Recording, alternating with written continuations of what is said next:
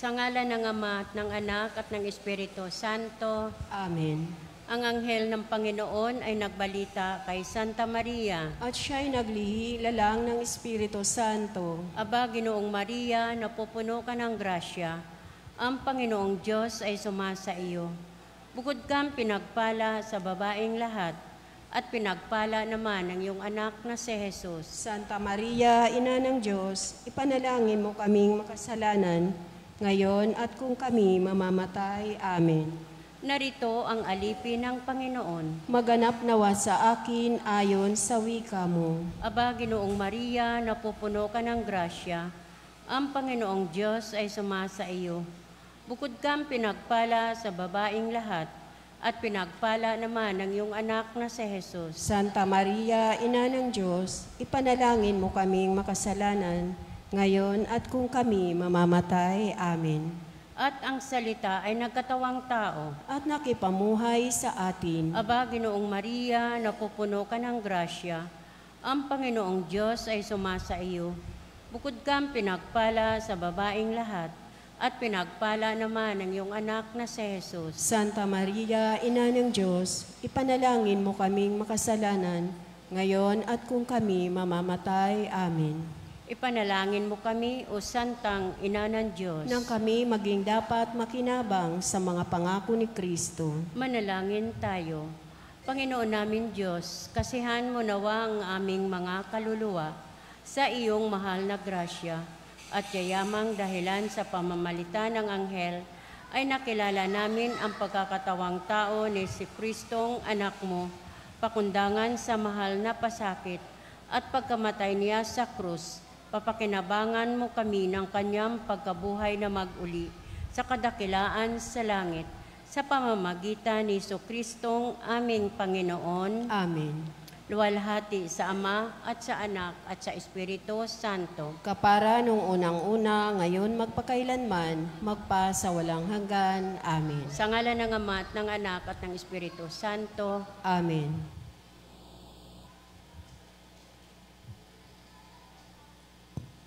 At ang mamumuno po sa ating banal na pagdiriwang ngayon ay ang ating pong Kora Paroko, Reverend Father Douglas D. Badong.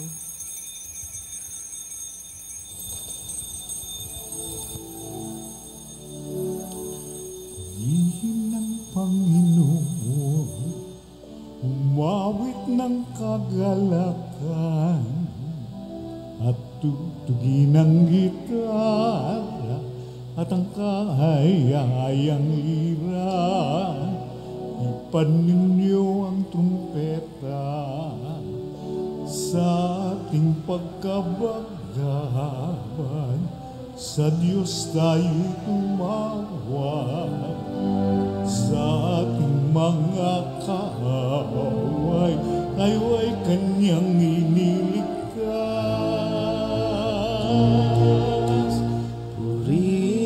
Panginoon, umawit ng kagalakan, at tugtugin ang gitara, at ang kahayayang lira, ipaninyo ang trumpeta, ibandang trumpeta.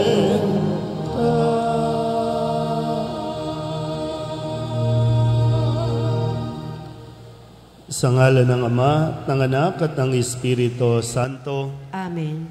Ang pagpapala ng ating Panginoong Hesus Kristo, ang pag-ibig ng Diyos Ama, at ang pakikipagkaisa ng Espiritu Santo naway sumainyong lahat. At sumaiyo rin.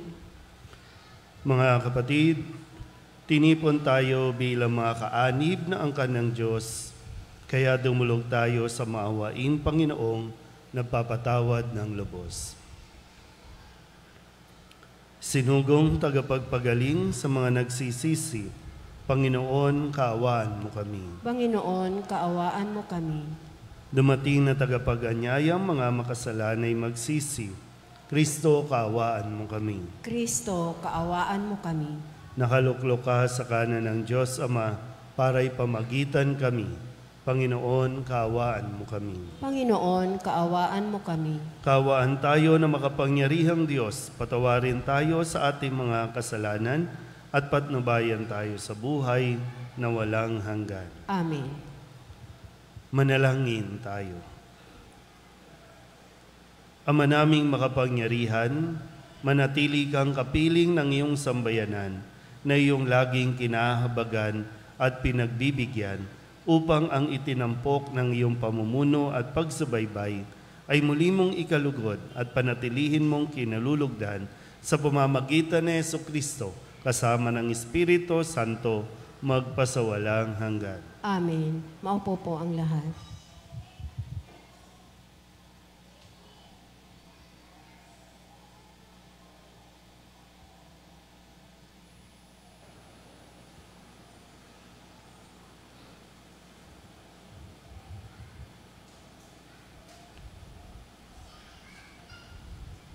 Pagbasa mula sa aklat ni Propeta Jeremias. Nang taon din iyon, ng ikalimang buwan, ng ikaapat na taon, ng paghahari ni Sidikiyas sa Huda. Si Jeremias ay kinausap ni Ananias, anak ni Propeta Asor, ng Gabaon. Sila nooy nasa patio ng templo, sa harapan ng mga saserdote at ng mga tao. Ang sabi ni Ananias, ito ang sabi ng Panginoon, ang Diyos ng Israel. Winakasan ko na ang kapangyarihan ng hari sa Babylonia. Sa loob ng 2 taon ay ibabalik ko sa templong ito ang lahat ng kagamitan na kinuha ni Haring Nabucodonosor at dinala sa Babylonia. Ibabalik ko rin dito si Jeconias, anak ni Haring Joakim ng Huda, at ng lahat ng bihag ng taga-Huda na dinala sa Babylonia. Aalisin ko na kayo sa ilalim ng kapangyarihan ng Babylonia. Sinabi naman ni Propeta Jeremias kay Propeta Ananias, nang naririnig ng mga saserdote ang lahat ng naroon sa patio ng templo. Amen. Ganyan sana ang gawin ng Panginoon. Magkatotoo nawa ang ipinahayag mo. Mapabalik sana rito mula sa Babylonia ang lahat ng kagamitan ng templo at ng lahat ng dinala noong bihag. Ngunit pakinggan ninyo ang sasabihin ko sa inyong lahat. Ang mga propetang nauna sa atin ay nagpahayag na magkaroon ng digmaan, tagutom at salot sa maraming bansa at tanyag na mga kaharian. Kung magkatotoo ang pahayag ng isang propeta, naiiral ng kapayapaan, saka lamang natin nalalaman ang Panginoon nga ang nagsugo sa kanya. Pagkarinig niyon, kinuha ni Propeta Ananias ang pamatok na nasa batok ni Jeremias at binali. Pagkatapos, sinabi niya sa lahat ng naroroon, sinabi ng Panginoon na ganito ang gagawin niya sa mga pamatok na inilagay ni Haring Nabucodonosor sa lahat ng bansa. At ito'y gagawin niya sa loob ng 2 taon. At umalis si Propeta Jeremias. Pagkalipas ng kaunting panahon mula nang baliin ni Propeta Ananias ang pamatok ni Propeta Jeremias, kinausap ng Panginoon si Jeremias, pumunta ka kay Ananias at sabihin mo, nawasak mo nga ang pamatok na kahoy, ngunit papalitan ko ng bakal. Lalagyan ko ng pamatok na bakal ang lahat ng bansa. Ito upang sila'y maglingkod kay Nabucodonosor at magkagayon nga siya ay paglilingkuran nila sapagkat ipinailalim ko sa kanya pati ang mga hayop sa parang.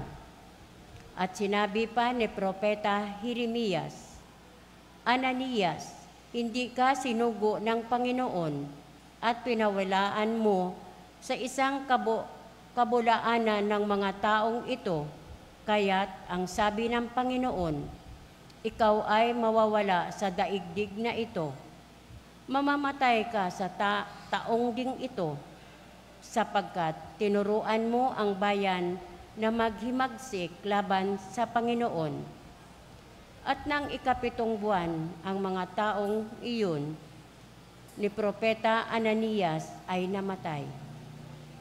Ang salita ng Diyos. Salamat sa Diyos. Salmong tugunan ang ating pong itutugon.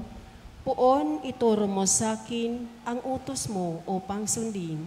Tayo pong lahat. Poon, ituro mo sa akin ang utos mo upang sundin. Sa landas na di matuwid, huwag mo akong bayaan, pagkat ikaw ang mabuti, ituro ang iyong aral. Tugon. Poon, ituro mo sa akin ang utos mo upang sundin. Tulungan mong ihayag ko yaong tunay na balita.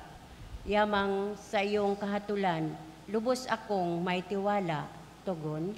Poon, ituro mo sa akin ang utos mo upang sundin. Sa akin ay magsilapit, ang sayo ay may takot. Maging yaong mga tao na alam ang iyong utos. Tugon. Poon, ituro mo sa akin ang utos mo upang sundin.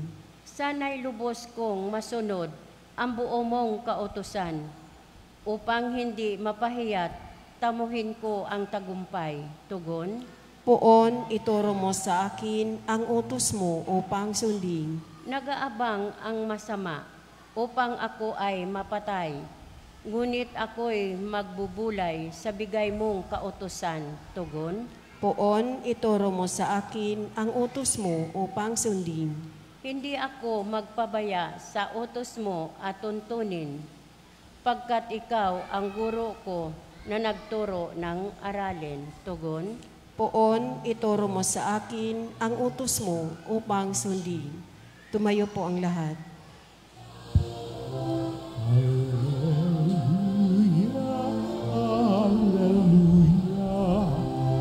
Wikain mo, o nakikinig ako sa iyong mga salita.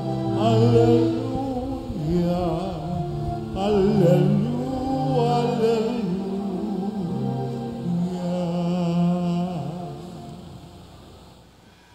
Sumainyo ang Panginoon. At sumaiyo rin. Ang mabuting balita ng Panginoon ayon kay San Mateo. Papuri sa iyo, Panginoon.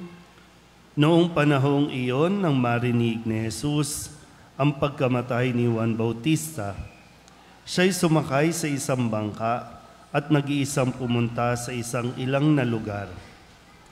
Nang mabalitaan naman iyon ng mga tao, siya'y lumabas ng bayan at lakad na sumunod sa kanya. Paglunsad ni Jesus sa dalampasigan, nakita niya ang napakaraming taong yaon. Nahabag siya sa kanila at pinagaling niya ang mga may sakit na dala nila. Nang dapit hapon ay lumapit sa kanya ang mga alagad. Sinabi nila, "Ilang ang pook na ito at malapit nang lumubog ang araw. Papuntahin na po ninyo sa mga nayon ang mga tao upang makabili ng kanilang makakain." Hindi na sila kailangang umalis pa, sabi ni Jesus. Kayo ang magbibigay sa kanila ng makakain. Sumagot sila, "5 po ang tinapay at 2 ang isda natin." "Dalhin ninyo rito," sabi niya. Pinaupo niya sa damuhan ang mga tao. Kinuha ang 5 tinapay at 2 isda. Tumingala sa langit at nagpasalamat sa Diyos. Pinagpira-piraso niya ang mga tinapay at iniutos sa mga alagad na ipamigay iyon sa mga tao. Kumain silang lahat at nabusog. Tinipon ng mga alagad ang lumabis at sila'y nakapuno ng 12 bakol ng pira-pirasong tinapay. May 5,000 lalaki ang kumain bukod pa sa mga babae at mga bata. Ang mabuting balita ng Panginoon. Pinupuri ka namin, Panginoong Hesukristo. Isang magandang gabi po sa inyong lahat. Ngayon po ay Lunes ng 18 linggo sa karaniwang panahon. Sa atin pong mga narinig na pagbasa sa araw na ito, sa unang pagbasa, narinig natin yung kwento kung saan ibinalita ni Propeta Ananias, o hindi pa propeta, no? Pero kinausap ni Ananias si Jeremias na isang propeta. At doon ay ibinalita ni Ananias kay Jeremias na hindi na siya ang magiging propeta. At si Ananias ay nagpahayag ng mensahe na galing daw sa Diyos. Nakukuha niyo po ba? Nasundan ba kanina? No? Kadalasan kasi kapag unang pagbasa, yung attention natin, wala no? Kaya, no, ito yung nangyari.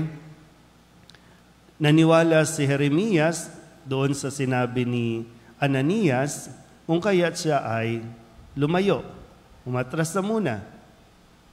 Pero kinausap din siya ng Panginoon at sinabi na ito ang mensahe na dapat mong sabihin maging kay Ananias dahil yung mensahe ni Ananias ay hindi talaga galing sa Panginoon. Nakuha pa. Okay pa tayo? Okay.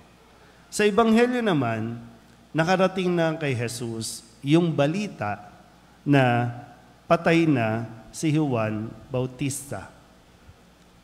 At ano ang ginawa ni Jesus nang malaman niya? Siya'y sumakay sa isang bangka at nag-iisang pumunta sa isang ilang na lugar. Pero pagkatapos nun, nakita rin siya ng mga tao, sinundan siya, at nakita niya yung napakaraming tao. At may concern, no? May concern. Ang idinulog sa kanya ng mga alagad niya, pauwiin na ang mga tao para makabili sila ng kanilang pagkain.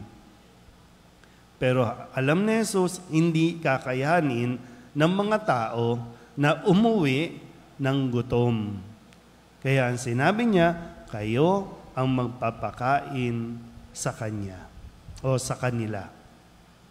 Yan. Nakukuha niyo po ba yung gusto kong sabihin sa inyo na maanyayahan kayo? Si Jeremias nakatanggap ng balita na hindi na siya ang propeta. Umalis, pero bumalik. Si Jesus nakatanggap din ng balita, umalis, pero nagpatuloy sa kanyang gawain o sa kanyang misyon. Kaya maganda po na mapagnilayan natin ito. Kadalasan, mayroon tayong mga naririnig na balita. Pwedeng nakakalungkot o pwedeng balita na hindi ka na ang magiging propeta o sabihin natin, hindi ka na magiging pangulo, hindi ka na magiging mayor, hindi ka na magiging barangay, hindi ka na magiging coordinator ng kung anumang mga ministries and organizations. Pero paano tayo nagre-react? Yun yung magandang mas mapagnilayan natin.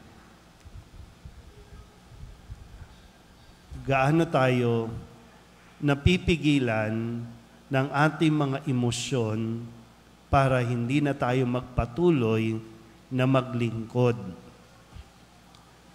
Kapag nasasaktan ka, aayaw na lang, lalayo na lang. Pag namamatayan ka, humihinto din ang buhay mo. Kaya nga, di ba, si Kristo namatayan, pinsan niya si Juan Bautista. Pero hindi inalis. Tandaan niyo po ito, no?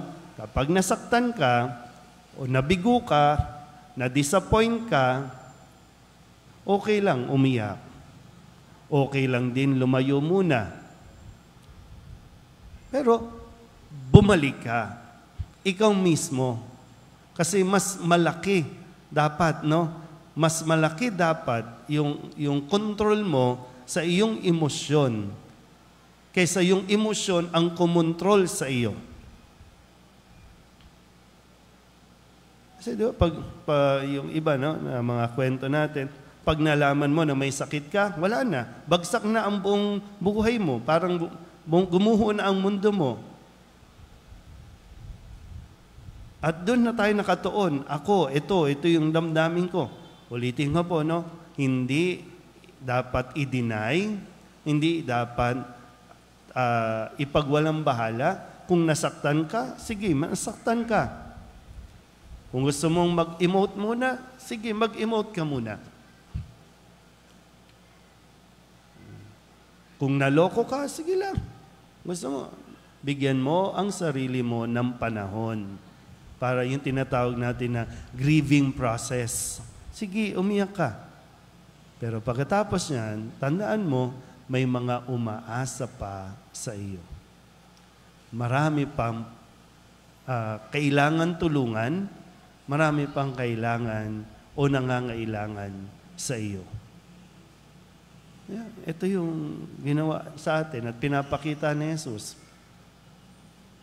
Nung habang nag-i-emote siya, nasaktan, nagluluksa, may idinulog sa kanya na sitwasyon, sinabi ba niya na, lubayan niyo ako, hayaan niyo sila, wala akong pakialam sa kanila, mayroon din akong pinagdaraanan. Hindi nga alam ng mga tao na may pinagdadaanan sa Jesus. Pero bakit mo pipigilan ang iyong sariling tumulong dahil lamang nasaktan ka?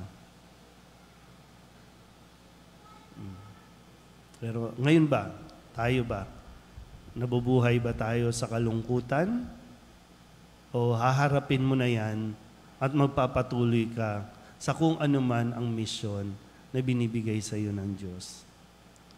At tandaan nyo rin, hindi porket hindi ka coordinator, hindi porket hindi ka na yung nasa posisyon, wala ka nang gagawin. Tuloy ang misyon. Dahil para ito sa Diyos. Kailangan malinaw sa atin, yung ginagawa natin ay para sa Diyos. At Diyos din ang magbibigay sa atin ng lakas, tibay ng loob, para pagpatuloy tayo sa ating misyon. Amen?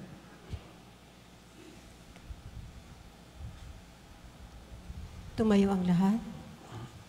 Natitipon tulad ng napakaraming tao sa Ebanghelyo na nagugutom sa salita ng Diyos. Manalangin tayo na may pananalig sa ating Amang nasa langit na hindi nagpapabaya sa kanyang bayan sa kanilang pangangailangan. Ang ating pong itutugon, Ikaw ang aming tinapay, O Panginoon. Ikaw ang aming tinapay, O Panginoon.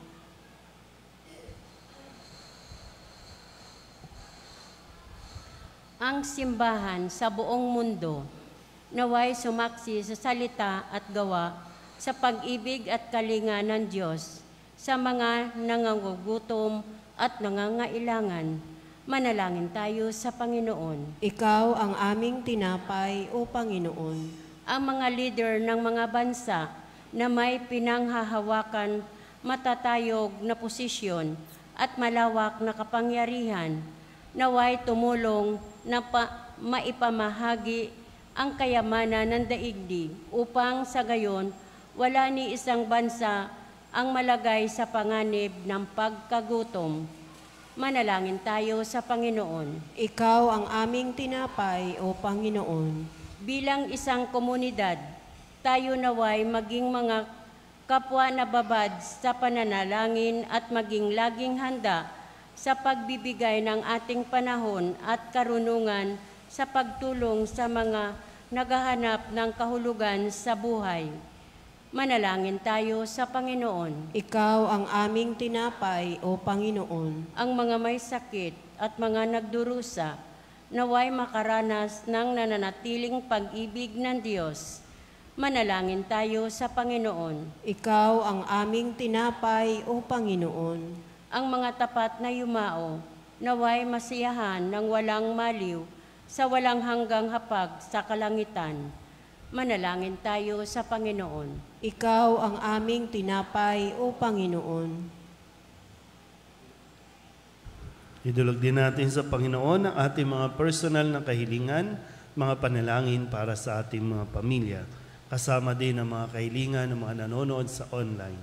Lahat ng mga misang pasasalamat, espesyal na intensyon, agarang paggaling ng mga may sakit, at ang lahat ng mga kaluluwa na inihiling na ipagdasal sa misang ito.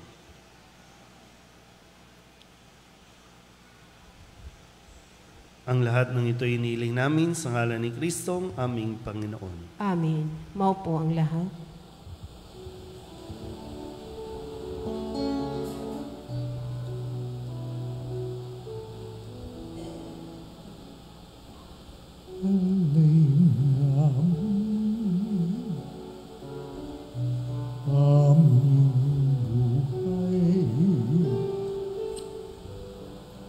Bawat galat at lumbay, bawat pangarap naming taglay sa palad mo nilalagay. Tumayo ang lahat. Manalangin kayo mga kapatid upang paghahain natin ang kalugdan ng Diyos amang makapangyarihan. Tanggapin nawa ng Panginoon itong paghahain sa iyong mga kamay, sa kapurihan niya at karangalan sa ating kapakinabangan at sa buong sambayanan niyang banal. Ama naming lumikha, para mo ng awa, gawin mong banal ang mga alay naming iyusanang kalugdan at kami gawin mong haing sa iyo'y laging nakalaan sa pamamagitan ni Jesucristo, kasama ng Espiritu Santo, magpasawalang hanggan. Amen. Sumainyo ang Panginoon. At sumaiyo rin. Itaas sa Diyos ang inyong puso at diwa. Itinaas na namin sa Panginoon. Pasalamatan natin ang Panginoong ating Diyos. Marapat na siya ay pasalamatan. Ama naming makapangyarihan, tunay ngang marapat na ikaw ay aming pasalamatan. Ikinalugod mong likain ang sanlibutan na iyong pinagbabago at idinarangal sa pamamagitan ng iyong anak na kinalulugdan. Kaya't utang na loob ng iyong mga itinatangi at ng mga banal na kapiling mong lagi ang iyong paggiliw at pagkakandili. Kaya kaysa ng mga anghel na nagsisiawin ng papuri sa iyo nang walang humpay sa kalangitan, kami nagbubunyi sa iyong kadakilaan. Santo, Santo, Santo, Panginoong Diyos na makapangyarihan, napupuno ang langit at lupa ng kaluwalhatian mo. Hosana sa kaitaasan, pinapala na panahito sa ngalan ng Panginoon. Hosana sa kaitaasan. Ama naming banal, ikaw ang bukal ng tanang kabanalan. Kaya't sa pamamagitan ng iyong Espiritu, gawin mong banal ang kaloob na ito upang para sa aming maging katawan at dugo ng aming Panginoong Jesucristo. Bago niya pinagtiis ang kusang loob na maging handog, hinawakan niya ang tinapay, pinasalamatan kaniya, pinaghati-hati ni iyon, iniabot sa kanyang mga alagad at sinabi, tanggapin ninyong lahat ito at kanin, ito ang aking katawan na ihahandog para sa inyo.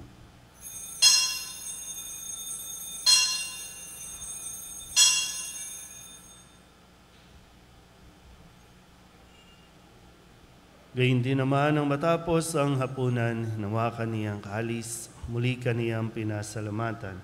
Iniabot niya ang kalis sa kanyang mga alagad at sinabi, tanggapin ninyong lahat ito at inumin. Ito ang kalis ng aking dugo, ng bago at walang hanggang tipan. Ang aking dugo na ibubuhos para sa inyo at para sa lahat, sa ikapagpapatawad ng mga kasalanan. Gawin ninyo ito sa pag-alaala sa akin.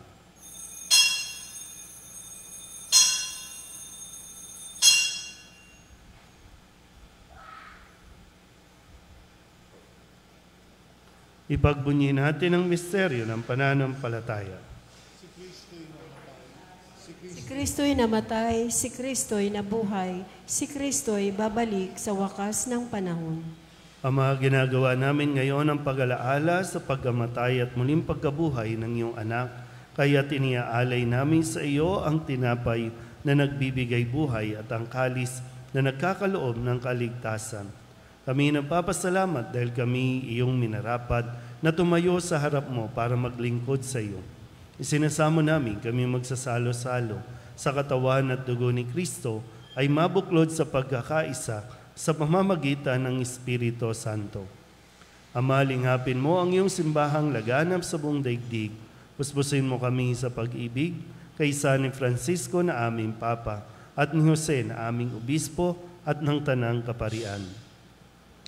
Alalahanin mo rin ang mga kapatid namin na himlay na may pag-asang sila'y muling mabubuhay, gayon din ang lahat ng mga pumanaw. Kaawaan mo sila at patuloyin sa iyong kaliwanagan. Kaawaan mo at pagintapating kaming lahat na makasalo sa iyong buhay na walang wakas. Kay sana mahal na Birhen Maria na ina ng Diyos, ng kabiyak ng puso niyang si San Jose. Kay sana mga apostol at ng lahat ng mga banal na namuhay dito sa daigdig ng kalugod-lugod sa iyo. May pagdiwang nawa namin ang pagpupuri sa ikararangal mo sa pamamagitan ng iyong anak na aming Panginoong Hesus Kristo. Sa pamamagitan ni Kristo, kasama niya sa Kanya, ang lahat ng parangal at papuri ay sa iyo, Diyos amang makapangyarihan, kasama ng Espiritu Santo, magpasawalang hanggan. Amen. Amen.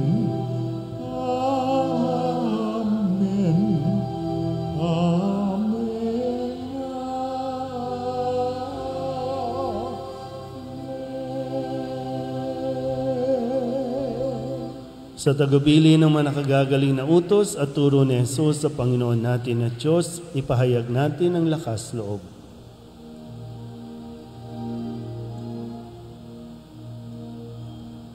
Ama namin, sumasalangit ka, sambahin ang ngalan mo.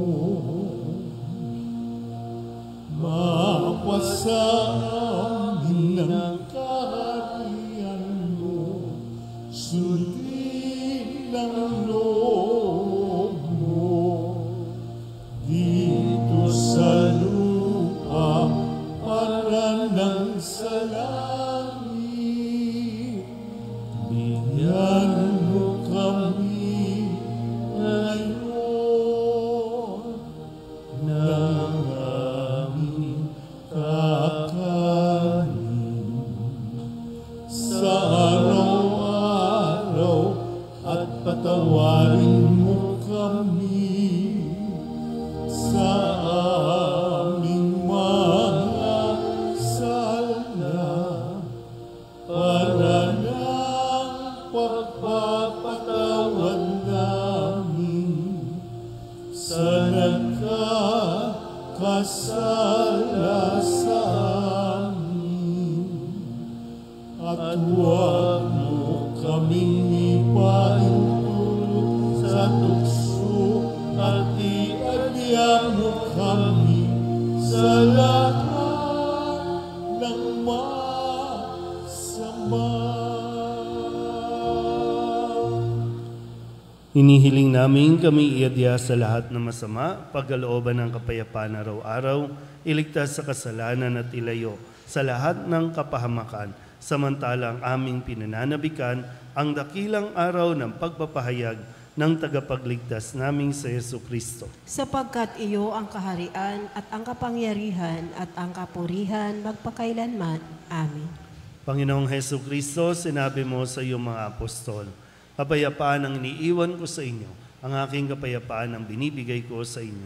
Tunghayan mo ang aming pananampalataya at huwag ang aming mga pagkakasala. Pagkalooban mo kami ng kapayapaan at pagkakaisa ayon sa iyong kalooban, kasama ng Espiritu Santo, magpasawalang hanggan. Amen. Ang kapayapaan ng Panginoon ay laging sumainyo. At sumaiyo rin. Magbigayan po tayo ng kapayapaan sa isa't isa.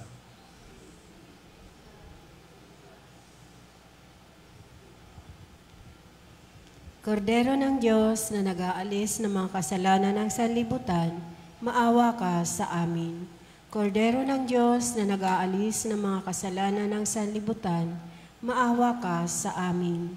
Kordero ng Diyos na nag-aalis ng mga kasalanan ng sanlibutan, ipagkaloob mo sa amin ang kapayapaan. Lumuhod po ang lahat. Ito ang kordero ng Diyos. Ito ang nag-aalis ng kasalanan ng sanlibutan. Mapalad ang mga inaanyayahan sa kanyang piging. Panginoon, hindi ako karapat-dapat na magpatuloy sa iyo, ngunit sa isang salita mo lamang ay gagaling na ako.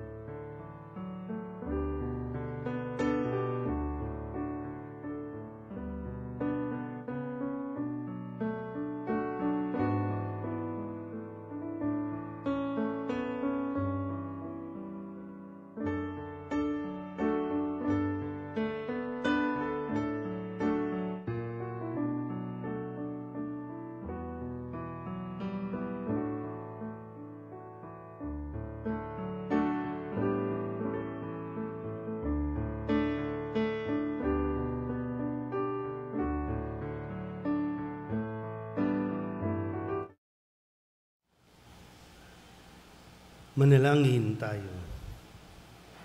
Ama naming mapagmahal, kaming pinapagsalo mo sa banal na pakikinabang ay iyong tuwangan sa ginagawa namin sa araw-araw upang kaming hindi mo pinagkakaitan ng pagsubaybay ay gawin mong maging marapat sa lubos na kaligtasan sa pamamagitan ni Jesucristo kasama ng Espiritu Santo magpasawalang hanggan. Amen. Sumainyo ang Panginoon. At sumaiyo rin. At pagpalain kayo ng makapangyarihang Diyos, Ama at Anak, Espiritu Santo. Amen. Tapos sa banal na misa, umayo tayo sa kapayapaan ni Kristo. Salamat sa Diyos. Magandang gabi po. Good evening, Father.